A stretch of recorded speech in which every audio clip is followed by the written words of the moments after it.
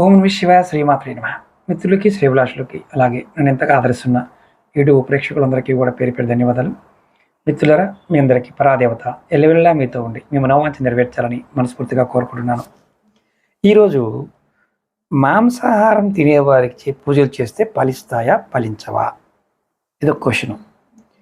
శాస్త్రంలో ఎక్కడైనా ఉందా? శాకాహారమే సాత్విక ఆహారం తీసుకుంటేనే ఫలితాలు వస్తాయా అని చాలామంది అనుమానాలు ఉంటాయి. శాస్త్రరీత్యా శాకాహారం మాంసాహారం పూజకు సంబంధించినంత వరకు నియమ నిబంధనలు పెద్దగా ఏమీ లేవు. కానీ శాకాహారం మనకి సాత్వికమైన గుణాన్ని ప్రేరేపిస్తుంది, మనసుని ప్రశాంతంగా ఉంచుతుంది.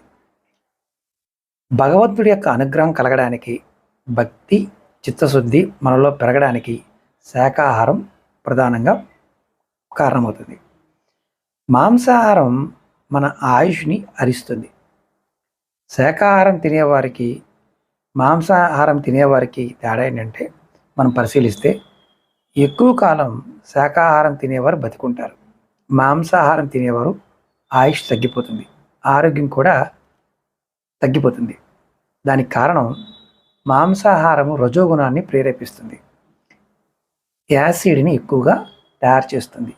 దానివల్ల శరీరానికి మనసుకి వ్యగ్రత కలుగుతుంది, దానివల్ల ఎక్కువ ఉత్తేజాన్ని పొందుతారు. కాబట్టి శాస్త్రం ఏం చెప్తుందంటే, ఆహారంలో నియమ నిబంధనలు ఏమీ లేవు, సాధకుడి యొక్క స్థితిని బట్టి ఆధారపడి ఉంటుంది. కానీ ఆయుర్వేదం ఈ రెండింటిని కంపేర్ చేసి మాంసాహారం తినటం వల్ల మనం ఎక్కువ యాంగ్జైటీకి గురవుతాము, హుషారుగా ఉండడానికి ప్రయత్నం చేస్తాము, దానివల్ల మనసు స్థిరంగా ఉండదు. కాబట్టి మాంసాహారం పూజలు చేస్తున్నప్పుడు తినవద్దు అని చెప్తారు. వ్రతాలు నోములప్పుడు మాంసాహారాన్ని తీసుకోవద్దు అని చెప్తారు. అంతేగాని ఎక్కడ కూడా దీని గురించి వివరణ లేదు. కొంతమంది రాశారు, కానీ పురాతనమైన గ్రంథాల్లో దీని గురించి వర్ణన లేదు. కాబట్టి మాంసాహారం తినేవారికైనా శాకాహారం తినేవారికైనా పూజలు ఫలిస్తాయి.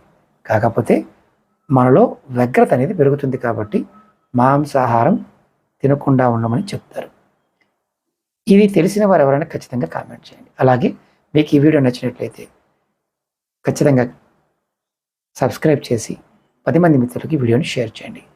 ఎవరికైనా జాతక పరిశీలన చేయించుకోవాలి అనుకునేవారు వీడియో డిస్క్రిప్షన్లో నెంబర్ ఇచ్చాను, ఆ నెంబర్కి కాంటాక్ట్ చేసి అపాయింట్మెంట్ తీసుకోవచ్చు. ఓం నమః శివాయ శ్రీమాత్రే నమః.